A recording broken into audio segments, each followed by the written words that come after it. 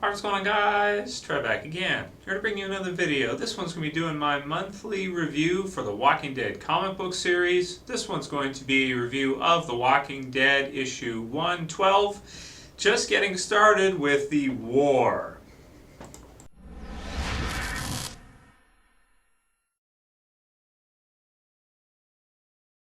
Alright, so another month, another issue of The Walking Dead. As always, my reviews for the Walking Dead comic book series do contain spoilers, so you guys, if you haven't read the issue yet, you're worried about me spoiling it for you, may or may not want to watch this, because it is a damn good issue. No major character deaths, though, but it is a really good issue, and I don't want to spoil it for anybody, so please, if you intend to read it and have not had a chance yet, wait until after you've read it to watch this review, because I will kind of spoil it for you.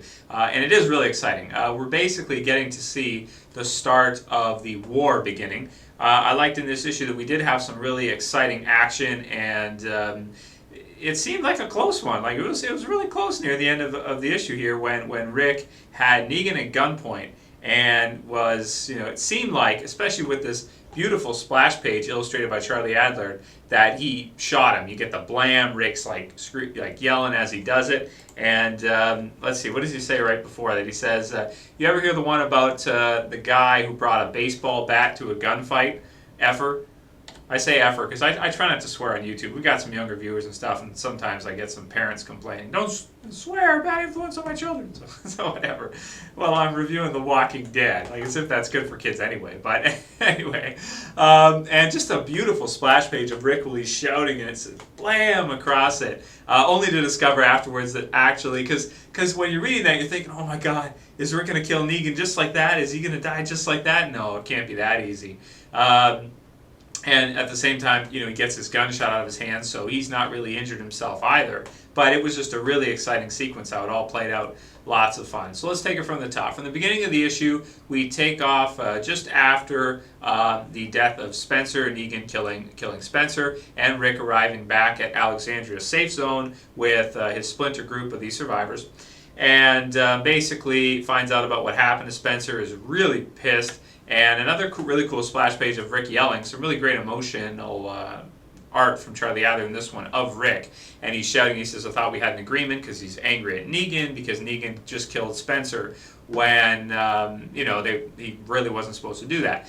So it's kind of some tense dialogue here between Rick and Negan as Negan's kind of, he holds it off, and then eventually he explains that Spencer did ask for him to kill Rick and put him in charge. But it makes sense that he wouldn't, because Spencer, Rick is able to go out into the zombie-filled world and get supplies for Negan and do these types of things for Negan. So even though he's not obedient like Spencer probably would be, even still, he's more useful. Spencer would be useless to him. What would Spencer be able to do? Probably nothing really, aside from maybe take orders, but he wouldn't be able to go out on his own, I don't think, and get supplies and everything.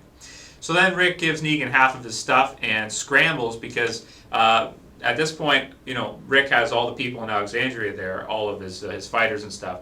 And then you have Negan, who's just there with a few guys, like a splinter group there.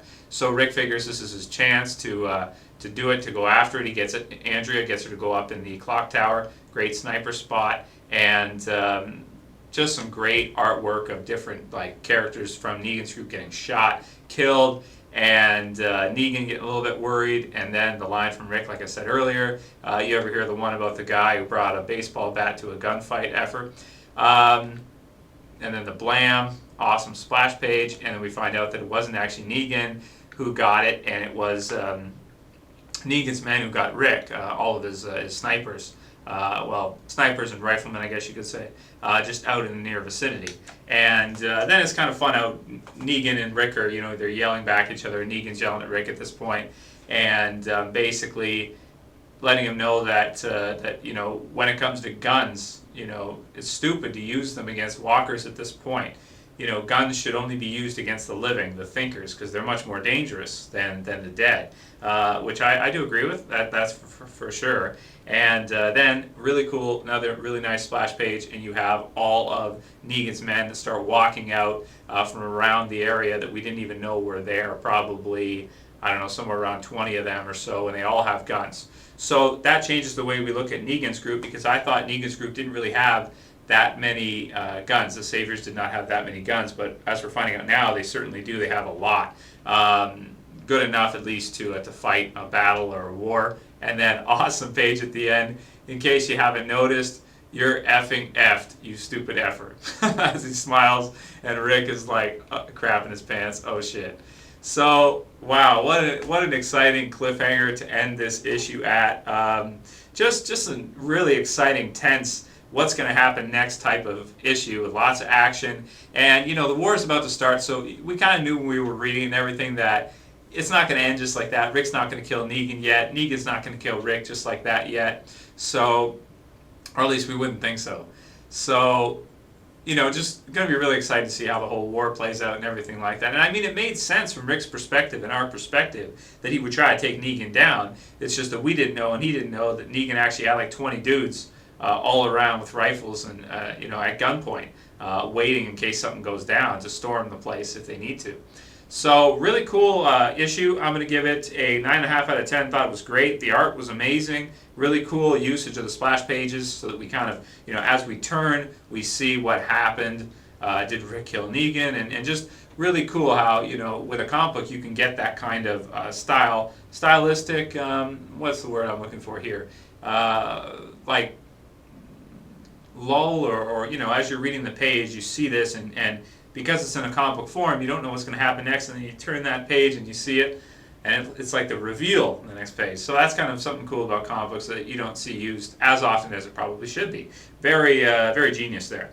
So I think that's basically all I want to say for this month's issue. I loved it. I can't wait to see the whole war play out, and I can't wait to see the bi-weekly releases for the 12 issue story arc War, which is going to start in October. Let me know what you guys thought about the issue. I think Negan is a really cool character, very interesting. Can't wait to see how this all plays out. And already I would say that I think Negan in the comic book series has surpassed the Governor as the main villain of The Walking Dead. Overall, I think Negan is much more badass than the Governor is. I think so. Anyway, let me know what you guys thought about the issue. I'll call it here. That's it for this video, guys. I'll see you for the next one. This is Trev, and I'm saying peace.